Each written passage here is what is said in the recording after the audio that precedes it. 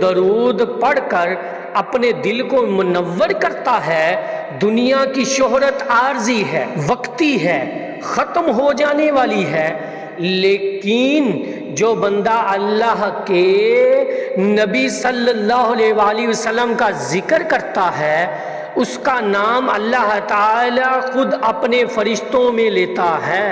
سبحان اللہ، یہ ہے اصل کامیابی، یہ ہونی چاہیے ہماری زندگی کی سب سے بڑی تمنا، سب سے بڑی جستجو، کہ ہم ان خوش نصیبوں میں شامل ہو جائیں جن کا ذکر خاص عرش پر ہوتا ہے۔ درود پڑھنے والے بندے کو اللہ تعالی خاص نوازتا ہے۔ درود وہ واحد عبادت ہے جس کا فائدہ دنیا اور آخرت دونوں میں ملتا ہے۔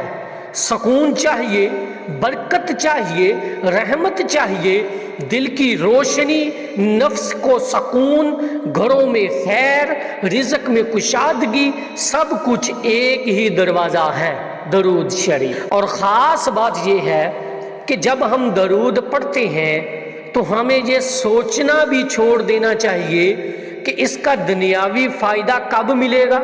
یہ عبادت فائدے کی نیت سے نہیں، محبت کی نیت سے کریں۔ جب صرف اللہ اور اس کے رسول صلی اللہ علیہ وآلہ وسلم کی رضا کے لیے درود پڑھنا شروع کریں گے، تب اللہ وہ سب عطا کرے گا جس کا ہم نے کبھی گمان بھی نہیں کیا ہوگا۔ تو جو